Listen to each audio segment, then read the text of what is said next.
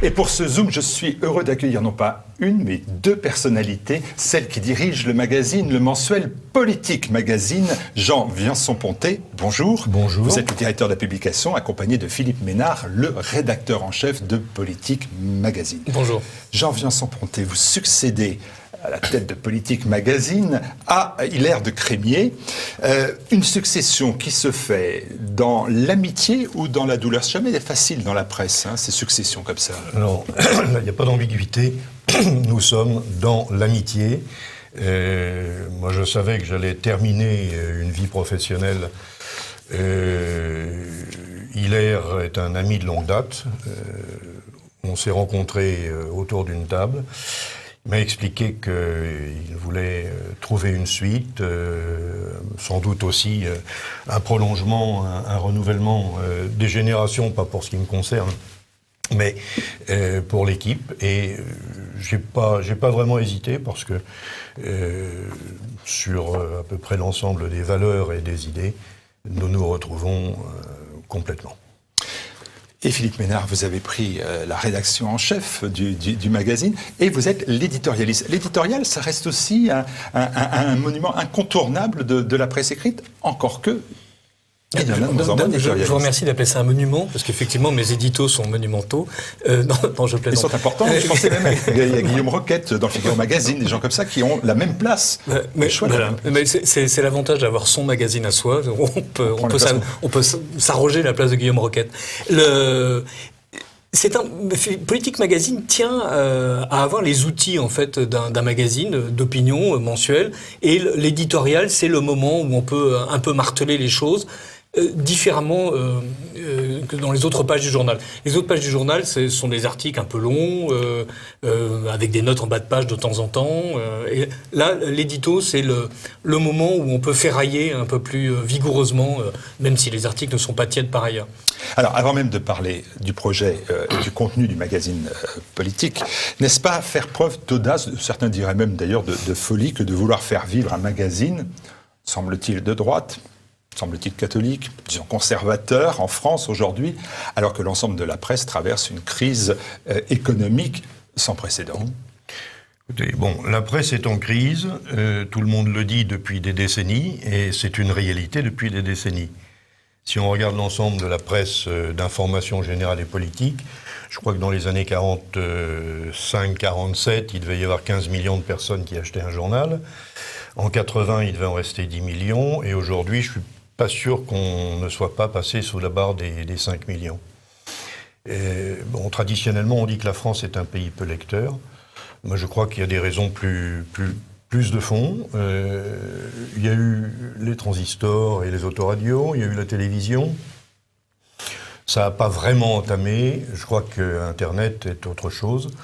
Ça n'est pas un support, c'est véritablement un média global et qui intègre tout.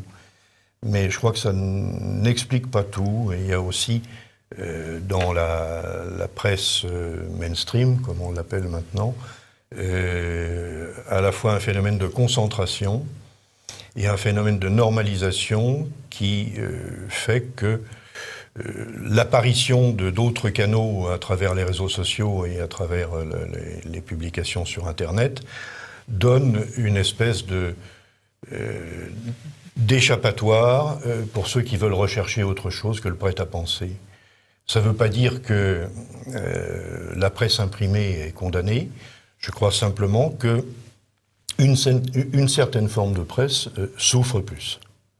Je veux dire que cette normalisation qui est aussi le résultat d'une uniformisation des enseignements à travers quelques écoles amène des journalistes, et en tout cas des collaborateurs de rédaction, qui sont dans cette espèce de révérence envers la pensée unique, et qu'une bonne partie de nos contemporains ne s'y retrouvent pas. Philippe Ménard, vous pensez vous aussi que la chute des ventes de la presse nationale sont dues aux journalistes responsables et coupables? Oui, les journalistes. C'est pas exactement ce que j'ai dit. Voilà. L'interprétation. Non, mais crions haro sur les journalistes. Je suis plus volontiers d'accord avec ce que dit Jean sur le fait que Internet en fait est apparu comme un concurrent absolument redoutable, gratuit et prodigieusement riche, y compris de ce qu'on ne trouvait plus dans la vieille presse, ou de ce qu'on pouvait trouver dans la vieille presse classique, à condition d'aller chercher une information intéressante dans l'usine nouvelle et pas dans les éditoriaux du Monde. À condition d'aller chercher des textes intéressants dans 60 millions de consommateurs qui ont fait des enquêtes contre les banques que le Monde aurait été incapable de faire, de penser, d'exécuter. Ceci posé, je vois surtout qu'il y a l'émergence, grâce à Internet, mais et grâce aussi à la vitalité en fait d'une famille d'idées conservatrices, d'une autre presse, radiodiffusée, télédiffusée, écrite, purement Internet. Et c'est dans cette mouvance que s'inscrit Politique Magazine, qui a été fondée en 2002, et donc qui était déjà d'une certaine manière dans la réinformation, plus que dans le bulletin nostalgique de la vraie sainte droite, du vrai saint toujours. Et c'est ça qui nous pousse à continuer, Jean et moi, dans cette direction, avec un journal qui voilà, n'est pas déficitaire, déjà on est ravis, et qui ne demande évidemment qu'à avoir plus d'abonnements pour pouvoir mieux se développer. Mais par exemple, nous avons fait le choix d'avoir un vrai site internet dans lequel il y a des articles qui sont repris du journal, mais aussi des articles originaux et avec pour le moment une formule entièrement gratuite, puisque toute la presse se cherche un peu et on ne sait pas encore si les paywalls sont la solution miracle ou pas pour sortir la presse de sa crise. En tout cas, un site que nous voulons faire vivre de façon plus tonique qu'aujourd'hui, de manière à ce qu'il soit véritablement à la fois un complément, un prolongement de ce rendez-vous mensuel qui permet des grands développements, qui permet de cadrer des sujets en leur donnant véritablement une perspective et des axes. Mais au fil de l'eau, il faut qu'on envoie aussi en direction de nos lecteurs et des nouveaux lecteurs que nous cherchons, des contenus pertinents. Dites-moi, Jean Pontet, vous avez dénoncé quand vous étiez président du syndicat de la presse quotidienne régionale, vous dénonciez à l'époque, j'ai retrouvé ça, le trop-plein de subventions d'État pour la presse nationale. Et maintenant, je me suis dit que dès lors que vous êtes à la tête d'un titre de la presse nationale, ces subventions, vous en auriez bien besoin quand même, non ? Écoutez, je peux vous dire que ça n'est pas le trop-plein. Ça, c'est une évidence. Mais je pense que nous allons, dans un prochain numéro, publier une étude véritablement claire sur ce qui est aujourd'hui une assiette au beurre, c'est-à-dire un système qui permet de faire survivre des journaux qui n'ont plus beaucoup de lecteurs, et qui permet aussi d'abonder des groupes qui n'en ont pas forcément besoin, et dans des proportions quand même très importantes. Politique Magazine, elle n'a pas de subvention d'État ? Alors, aucune subvention ? Politique Magazine bénéficie du tarif postal de la presse pour son acheminement. Point barre. Point barre. Est-ce que vous soutiendriez, par exemple, parce que vous avez été un syndicaliste, vous avez vu passer que la presse nationale revendique une TVA à 0%, la presse comme étant un objet ou un besoin de nécessité impérieuse qui fait que la TVA sera 0% comme pour les produits de première nécessité. Est-ce que ça, c'est quelque chose que vous considérez comme recevable ? Je crois qu'on peut toujours le demander. On est à 2,10% pour la presse quotidienne d'information générale et politique. On peut remarquer que des zones très libérales comme l'Angleterre sont à 0%, l'Angleterre et l'Irlande, je crois. Je crois que ce n'est pas vraiment un sujet, parce qu'on peut toujours le demander. Je pense que les contraintes de l'Union européenne interdisent absolument de descendre en dessous de ce taux. Donc on peut l'afficher, ça n'est pas sérieux. Et bon, ça fait partie des sujets qui reviennent régulièrement dans Politique Magazine. On est aujourd'hui dans un pays qui est extrêmement fragile. Aujourd'hui, un endettement qui est de 2300 milliards d'euros, c'est-à-dire 75 000 euros qui pèsent sur la tête de chaque ménage en moyenne. On est avec la perte de visibilité sur toute politique monétaire indépendante. On est dans un contexte qui aujourd'hui amène à se dire que la vraie question, elle n'est pas tellement dans la façon de subventionner ou de ne pas subventionner telle ou telle forme de presse. Elle est de savoir quels sont les degrés de liberté qu'a cette presse pour parler de ces sujets essentiels, des 80 ou 100 zones de non-droit qu'il y a dans ce pays, et d'en parler avec le terme que Philippe souhaitait mettre en sous-titre de Politique Magazine, c'est parce que c'est vrai. C'est très exigeant, donc on hésite encore un petit peu. Mais ça ne veut pas dire que nous disons la vérité, ça veut dire que nous essayons de ne pas masquer la réalité, de poser des vrais sujets sur la table, des vraies analyses et de redonner au public les éléments de compréhension, la synthèse, et qui permettent véritablement à chacun de se déterminer. Je suis un peu sorti de votre question, mais... Non, mais je vais y revenir quand même, ne vous inquiétez pas. Et je vais reposer la question à Philippe Ménard. Vous voyez, j'ai une chance sur deux d'avoir ma réponse.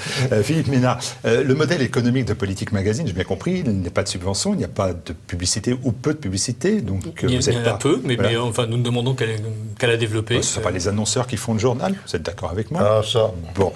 Est-ce que vous trouvez que ce modèle économique doit être adapté et appliqué à l'ensemble de la presse, ou vous comprenez très bien qu'au nom du pluralisme, eh bien, il y a une presse qui doit être sous perfusion économique, et puis une autre, eh bien, qui se débrouille par elle-même, comme Politique Magazine? Alors, à franchement parler, évidemment, de tout ce qui se rapproche d'une subvention d'État, et on a parlé des tarifs postaux, mais on pourrait parler aussi de la manière dont la fiscalité des journalistes eux-mêmes, donc qui fait que voilà, il y a des, on peut défiscaliser une partie de ses revenus plus facilement quand on est journaliste que quand on est salarié d'une autre entreprise. Donc il y a plusieurs manières d'aider la presse. Ce qui est gênant, c'est la manière dont le pouvoir s'en sert, en fait, pour décider que qu'il y a les bons journaux et les mauvais journaux, et donc faire en sorte que dans une profession qui est très capitalistique, ça coûte cher de fabriquer un journal, ça coûte cher de fabriquer un journal distribué en kiosque, ça coûte cher de fabriquer un journal distribué nationalement, et donc que l'ensemble des critères qui permettent d'obtenir ces subventions finit par être une incitation à être dans le politiquement correct. Vous me diriez que l'État subventionne l'intégralité des activités de presse, quelle que soit la couleur politique. Vous me diriez que Emmanuel Macron décide d'éviter de taper à bras raccourcis sur Russia Today sans taper de la même manière sur Mediapart. Autrement dit, vous me diriez que l'État est neutre. À ce moment-là, pourquoi pas des subventions pour tout le monde? Cela dit, à franchement parler, zéro subvention pour tout le monde me conviendrait aussi tout à fait bien, quoi. Je crois que vraiment le sujet, ça n'est pas de savoir si... encore une fois, on va faire une véritable étude là-dessus qui va montrer les anomalies de ce système. Ce qui compte, c'est véritablement que nous trouvions un lectorat. Aujourd'hui, je profite de ce que nous sommes à l'antenne, en gros, c'est à 20 000 euros près que se joue le futur de Politique Magazine, le développement et le reste. 20 000 euros, c'est 300 abonnés. Bon, j'en profite pour les regarder dans les yeux. On va parler peut-être de nos contenus. On va en parler tout de suite. Nous sommes pionniers. Ce magazine a été fondé en 2002. On ne parlait pas à l'époque de réinformation. C'est-à-dire qu'on a une antériorité, je crois quand même une qualité, une recherche du fond qui doivent nous permettre de trouver ces publics. Allez, on parle du fond. J'ai bien compris que c'était ça, votre sujet. À quoi sert Politique Magazine alors ? Quelle est sa spécificité? Quelles sont ses particularités? Je vous laisse libre de répondre l'un ou l'autre. Alors le vrai, le beau et le bon, voilà. Donc vraiment les transcendantaux sont la ligne éditoriale directrice du magazine. Plus sérieusement, enfin cela dit, c'est vrai que c'est vrai, c'est beau et c'est bon, et c'est déjà bien. Le vrai, parce que dans un univers où on passe son temps à nous parler de bobards et de fariboles en expliquant que les gens mentent, mais que le gouvernement, lui, ne ment pas, et où, au contraire, chaque jour que Dieu fait, il est avéré que le gouvernement ment. Là encore, ce matin, très belle enquête de France TV Info sur les mensonges du ministre des Armées, sur la présence militaire française au Yémen, voilà, avec... preuve à l'appui, ils expliquent que le ministre dit n'importe quoi depuis plusieurs mois sur la manière dont les armes françaises ne tueraient personne au Yémen. En fait, si, il paraît que les armes marchent très bien et donc du coup, il y a des gens qui meurent vraiment. Voilà. Ce que veut Politique Magazine, c'est faire valoir la voie du réalisme. Voilà. Donc, quand on parle de police de proximité, on analyse les promesses du gouvernement, ce qui se passe sur le terrain, et on prend un exemple avec la police de proximité telle qu'elle est organisée aux États-Unis. Et on montre que ça ne marche pas en France. Et ainsi sur la politique étrangère, sur le grand débat. Sur le grand débat, on explique, avant qu'on en parle cette semaine, donc il y a 2 mois on en parlait, en expliquant que ça ne pouvait pas marcher. Ça ne pouvait pas marcher parce que les conditions d'exercice du grand débat étaient viciées, les conditions de dépouillement du grand débat étaient viciées. Donc c'était dans Politique Magazine. Ce qui nous apparaît important, c'est d'être de droite, évidemment, mais surtout d'être dans la critique des institutions. Le vrai mensonge, en fait, dont sont victimes les Français, et le vrai mensonge que décèlent sans doute ces lecteurs qui abandonnent la lecture des médias mainstream, de même qu'ils abandonnent le chemin des urnes, c'est de se dire qu'on vit dans un monde de simulacre. Politique Magazine entend, lui, être vraiment l'outil de la vérité, avec un rythme mensuel qui permet d'avoir un peu plus de recul, un peu plus de profondeur. J'ai une émission sur Radio Courtoisie qui me permet d'être plus dans l'actualité. Comme tout le monde, je fréquente les réseaux sociaux. Donc là, voilà, on peut réagir vite, on peut réagir bien. Il y a évidemment le travail que vous faites qui permet aussi au quotidien d'accompagner une nécessaire réinformation. Politique Magazine, c'est la même chose, mais mensuellement, et donc avec des articles qu'on met un peu plus longtemps à lire et qu'on a même plaisir à relire. Est-ce que le directeur de la publication est d'accord avec le rédacteur en chef ? Oui, et ça explique pourquoi... Je suis vraiment rassuré, merci d'avoir posé la question. Ça fait des mois qu'on n'ose plus se parler, Jean et moi. Et... Ça explique pourquoi... Ça existe. Ça explique pourquoi, pour avancer dans cette aventure, je tenais à ce qu'il y ait une véritable équipe entre Philippe et moi. Je crois qu'on se connaît, on se fait confiance. Et c'est comme ça qu'on peut... Oui, mais vous avez des points communs, par exemple. Je pense, ça vous succédait à Hilaire de Crémier, qui n'a jamais caché son engagement monarchiste, notamment auprès de la famille des Orléans. Est-ce que cette sensibilité survit dans le nouveau Politique Magazine ? Est-ce que cette sensibilité, c'est pas peut-être un des éléments qui vous lie, finalement ? Bon, écoutez, je crois que plusieurs membres de l'équipe sont monarchistes, ou plus précisément royalistes. Ça ne veut pas dire que les articles se concluent tous en disant « ça irait mieux si le roi était là ». On est véritablement dans... Et ça irait mieux si le roi était là ? Je pense qu'il y a un certain nombre de choses qui pourraient changer.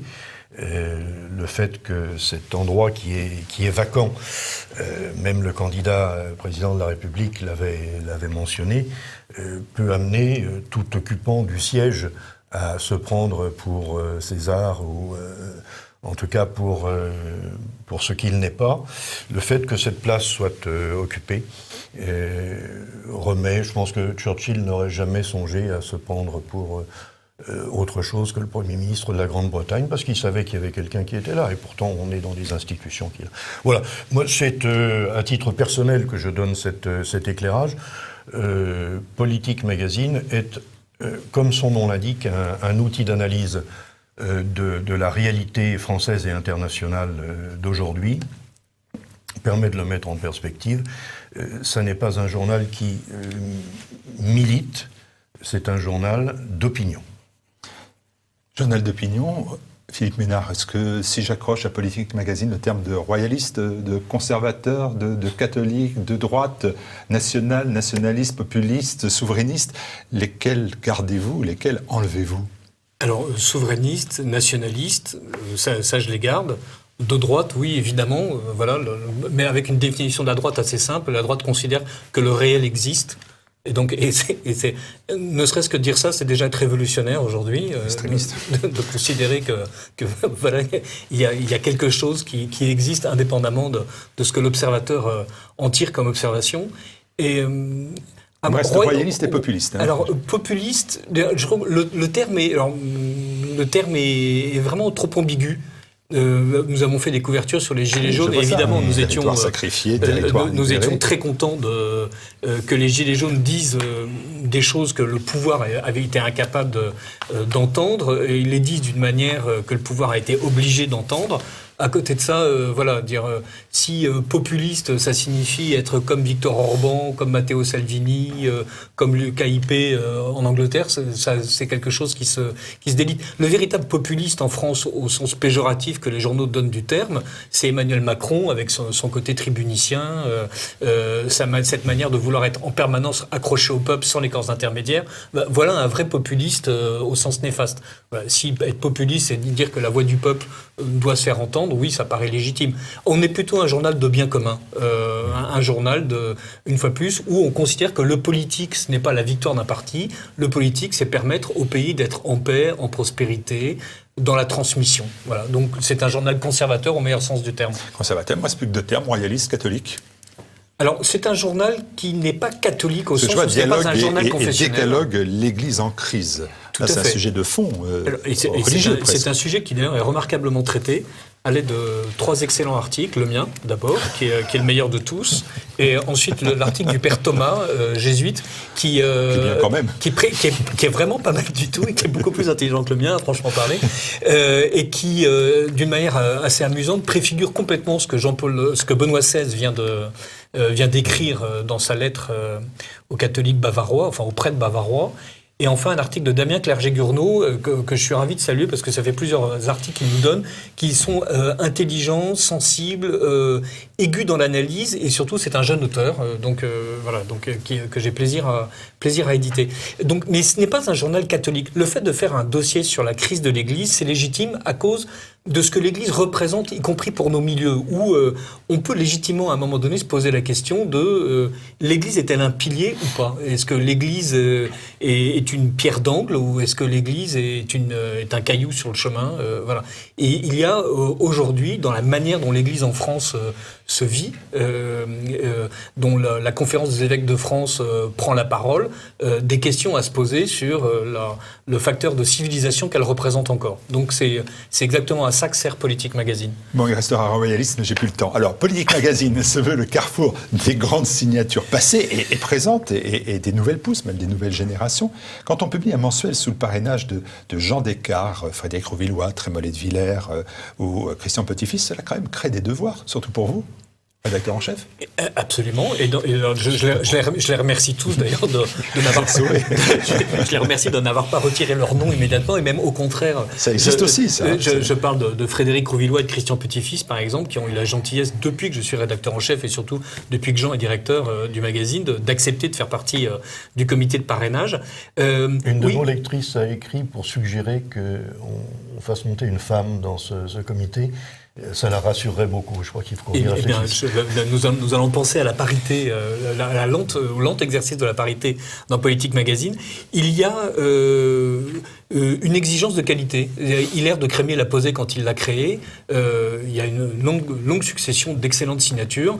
Et nous sommes attachés, bien sûr, à la notoriété des gens qui participent, mais aussi à faire intervenir des gens qu'on n'a pas forcément l'habitude de lire. Je pense à Aristide Renoux, qui signe un article, par exemple, dans le dernier numéro sur la police de proximité, qui en avait signé un autre dans le dossier sur la justice, Damien Clerget-Gournaud, dont j'ai parlé, Frédéric Carvan, Christian Clamcy, qui sont pas des signatures qu'on a l'habitude de voir, mais qui sont pertinents à chaque fois. Et je crois que il y a aujourd'hui une offre éditoriale magnifique. Et là aussi, Internet permet de se procurer très facilement le discours de réception de Michel Zinc à l'Académie française. Donc, j'ai pas besoin de le lire dans le Figaro. En revanche, un article de Christian Clamcy qui nous parle des livres que Jules Romain publie en 1926 et où on a l'impression qu'en fait, c'est une sénatrice américaine de 2019 qui est en train de parler du sexisme et de MeToo. Ça, c'est quelque chose d'intéressant. Alors, Jean-Vincent Pontet, quand on a parmi les grandes signatures qu'on fait Politique Magazine, que l'on récupère cet actif qui s'appelle Déon, Dutour, Julien, Jean-Pierre, Volkov et beaucoup d'autres, est-ce que vous vous dites que ça aussi, ça crée des devoirs ? Et deuxièmement, est-ce que vous avez l'envie que ces noms-là ne soient jamais oubliés, si tant est qu'on puisse les oublier ? Est-ce qu'on parlera d'eux dans Politique Magazine ? Alors, bien sûr, ça oblige. Il n'y a pas que ça qui oblige, il y a toutes les énergies qui, depuis bientôt 18 ans, se sont appliquées pour développer ce magazine, pour le faire vivre. Et aujourd'hui, c'est à nous qu'il est choix de faire passer un nouveau seuil, notamment sur le numérique, comme je le rappelais tout à l'heure. Bon, derrière, les grandes signatures, les parrainages et les grandes signatures, bien sûr, on va aller en chercher. On en a déjà. C'est pas forcément la plus grande notoriété qui, à chaque fois, fait la pertinence de l'information, mais bien sûr qu'on va aller en chercher. Eh bien, toute dernière question, parce qu'il nous reste 1 minute. Elle est toujours celle que les téléspectateurs se posent régulièrement, en se disant, mais pourquoi ils ne se regroupent pas tous, au lieu de faire des petits magazines? Ben, si tout le monde s'y mettait, s'il y avait vraiment des partenariats, alors ça deviendrait un grand truc important et qui pourrait, comment dire, compter ou peser plus. Est-ce que vous êtes, sur cette notion de partenariat, vous êtes ouvert ou vous considérez que c'est pas nécessaire, c'est même plutôt improductif? Complètement ouvert. Complètement ouvert. Merci de nous recevoir aujourd'hui. Je crois qu'il y a, sur les différents supports, avec différentes périodicités, une complémentarité entre peut-être plusieurs familles de pensée, plutôt plusieurs sensibilités, et puis plusieurs initiatives. Et plusieurs rythmes, surtout de prix de consommation de l'information. Nous en parlions avec Philippe en arrivant. Nous souhaitons au contraire qu'il y ait une véritable circulation, que les publics des uns puissent accéder aux autres, avoir connaissance des initiatives. Vraiment, non seulement ouverture, mais attente. Même chose, Philippe Ménard? Absolument. Et pardonnez-moi, j'aurais dû dire oui, tout simplement. Mais le partenariat est clé. Et on voit d'ailleurs que la presse ennemie, entre guillemets, et c'est magnifiquement organisé la manière dont un reportage qui met 6 mois est distribué dans 5 titres différents, sous forme de podcast, d'émissions radio, de dossiers Internet, de dossiers papier. Donc c'est exactement le modèle vers lequel nous devons tendre, tous ensemble. Politique Magazine, peut-être vous en rappelez le site et l'adresse du site, de façon à ce qu'on puisse trouver tout de suite votre adresse. Politiquemagazine.fr. Voilà, c'est tout simple, politiquemagazine.fr. 1 rue de Courcelles, pour ceux qui préfèrent écrire. L'un n'empêche pas l'autre, à Paris. 17e. Dans le 8e. 8e, ça a baissé. Merci beaucoup, messieurs, de votre venue. Politique Magazine, c'est un mensuel. Et vous avez aussi pas mal de choses et des conférences que vous organisez. Il y a pas mal de choses. Allez découvrir Politique Magazine si ce n'est déjà fait. Merci de votre visite. Merci beaucoup. Bon vent.